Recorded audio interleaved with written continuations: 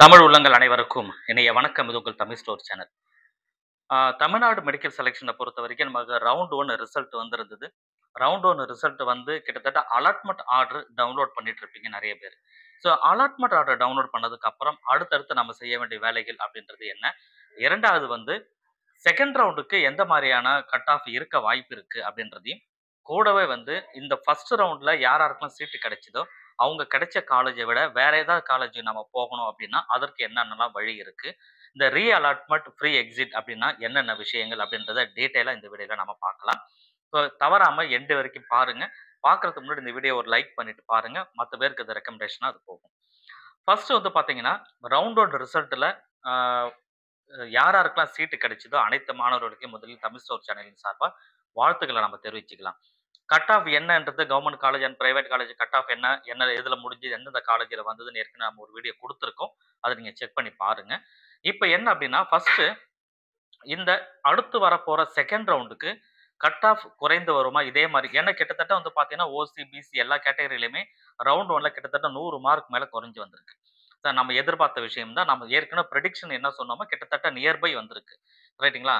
அப்போ second round cut off அப்படின்னு பார்க்கறது இதை விட வந்து பெரிய அளவில் குறையுமானா பெரிய அளவில் குறையாது.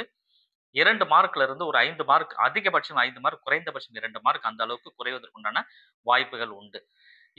இது மட்டும் தான் நிதர்சனம். அடுத்தது என்ன அப்படின்னு பார்த்தீங்கன்னா, இந்த ஃப்ரீ எக்ஸிட், ரீ அலாட்மெண்ட் அப்படி இந்த 2 விஷயங்கள் இருக்குங்க. இந்த ஃப்ரீ எக்ஸிட் யார் யாரெல்லாம் விடலாம்? ரீ அலாட்மெண்ட் யார் எடுத்துக்கலாம்? ஃப்ரீ எக்ஸிட் அப்படின்னு சொன்னாவே, நீங்க வந்து உங்களுக்கு ஒரு சீட்டு கிடைச்சது.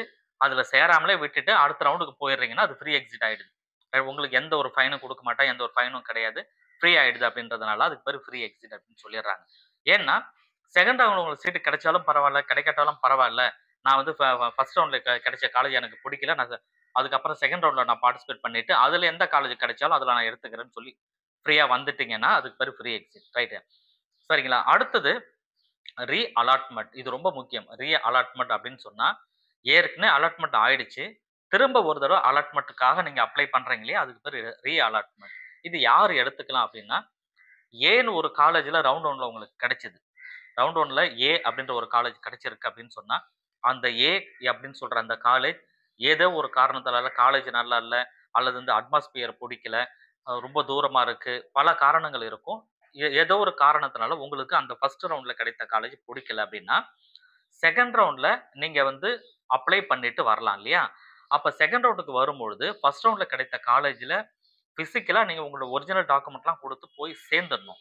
ஜாயின் பண்ணிட்டு, அதுக்கப்புறம் செகண்ட் ரவுண்ட்ல நீங்க பார்ட்டிசிபேட் பண்ண போறீங்க இல்லையா? அதுக்கு பேரு ரீ அலாட்மெண்ட் அப்படின்னு சொல்றது. அப்ப அந்த காலேஜ்ல நீங்க எழுதி குடுத்துட்டு, பர்மிஷன் சொல்லிட்டு ரீ அலாட்மெண்ட் வாங்கும்பொழுது, ரீ அலாட்மெண்ட்னா செகண்ட் ரவுண்ட் நீங்க போகும்பொழுது, காலேஜ்ல சேர்ந்துட்டு, ஃபர்ஸ்ட் ரவுண்ட் காலேஜ் சேர்ந்துட்டு செகண்ட் ரவுண்ட் போறீங்க. அப்படி செகண்ட் ரவுண்ட்ல போகும்பொழுது, உங்களுக்கு செகண்ட் ரவுண்ட்ல ஒரு காலேஜ் கிடைச்சதுன்னு சொன்னா, கம்பல்சரி நீங்க செகண்ட் ரவுண்ட்ல சேர்ந்துடணும் அப்படின்ற அர்த்தம் ஆயிடுது. அப்ப ஃபர்ஸ்ட் ரவுண்ட விட்டுட்டு அங்க இருந்த ஒரிஜினல் சர்டிஃபிகேட்லாம் வாங்கிட்டு திரும்ப நீங்க செகண்ட் ரவுண்ட்ல கிடைச்ச காலேஜுக்கு சேர்ந்துக்கலாம். It is called reallotment அப்படின்னு சொல்றது. இன் கேஸ் செகண்ட் ரவுண்ட்ல உங்களுக்கு சீட் கிடைக்கல அப்படின்னா, ஃபர்ஸ்ட் ரவுண்ட் சீட் உங்களுக்கு சேஃபா இருக்கும். அதுல எந்த பிரச்சனையுமே இருக்காது. சரிங்களா? அப்ப ரீ அலாட்மெண்ட் போகும்போது விர்ச்சுவல் வேக்கன்சியா மாறிடும் ஃபர்ஸ்ட் ரவுண்ட் சீட்டு. செகண்ட் ரவுண்ட்ல சீட் கிடைச்சதுக்கு அப்புறம் அது வந்து ரியல் வேக்கன்சியா மாறிடும் ஃபர்ஸ்ட் ரவுண்ட் சீட். சரிங்களா? இது மட்டும் தான். இப்போதைக்கு அப்ப என்னன்னா, ரீ அலாட்மெண்ட் போகணும்னு நினைக்கிறவங்க யாரா இருக்கலாம்னா, ஃபர்ஸ்ட் ரவுண்ட்ல கிடைச்ச சீட்டு அது இருக்கட்டும். ஒரு சீட் நம்மகிட்ட இருக்கு. செக்யூர் பண்ணியாச்சு. செகண்ட் ரவுண்ட்ல வேற காலேஜ் நம்ம நினைச்ச காலேஜ் கிடைச்சதுன்னா அதுக்கு போலாம்.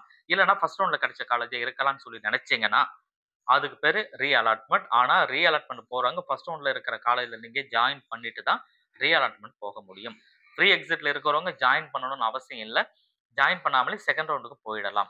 செகண்ட் ரவுண்ட்ல சீட் கிடைச்சாலும் சரி, கிடைக்காட்டாலும் சரி, கிடைக்கலன்னா ஃபர்ஸ்ட் ரவுண்ட்ல இருக்கிற சீட் உங்களுக்கு செக்யூரா இருக்காது. ஃப்ரீ எக்ஸிட் போறவங்க. ஏன்னா நீங்க ஜாயின் பண்ணாமலே போறீங்கன்றதுனால அது வெளியில போயிடும். ஸோ இந்த விஷயங்கள புரிஞ்சுகிட்டு செகண்ட் ரவுண்ட்ல போலாமா, வேணாமான்றத முடிவு பண்ணுங்க. என்ன பொறுத்தவரைக்கும் ஒரு காலேஜ்ல உங்களுக்கு சீட் கிடைச்சிருக்கு அப்படின்னு சொன்னா, அந்த காலேஜ் பெரும்பாலும் சப்போஸ் கவர்ன்மெண்ட் காலேஜா இருந்தாலும் சரி, பிரைவேட் காலேஜா இருந்தாலும் சரி. ஏன்னா, போட்டிகள் நெறைய பேர் இருக்கு. நெறைய பேர் போட்டி போடுற இந்த இடத்துல உங்களுக்கு ஒரு சீட் கிடைச்சிருக்கு. மொத்தத்திலே ஒரு 5000 சீட் தான் டோட்டலா இருக்குதுன்னா, அதுல ஒரு சீட் உங்களுக்கு கிடைச்சிருக்கு அப்படின்னா, அது பெரிய வரம் அப்படின்னு சொல்லி நினைக்கணும். அதனால கிடைச்ச சீட்ட விட்டுட்டு போகாதீங்க அப்படின்றது என்னுடைய தாழ்மையான வேண்டுகோள். சரிங்களா? இத பார்த்துக்கோங்க. அலாட்மெண்ட் ஆர்டர் டவுன்லோட் பண்றதுக்கு உங்களுக்கு 24வது வரைக்கும் கிட்டத்தட்ட டைம் இருக்கு. அதற்குள்ள அலாட்மெண்ட் ஆர்டர் டவுன்லோட் பண்ணிட்டு, ஃபீஸ் பேமெண்ட் பண்ணிட்டு, எந்தெந்த காலேஜ்ல சேரணுமோ அந்த காலேஜ்ல சேர்ந்துக்கோங்க.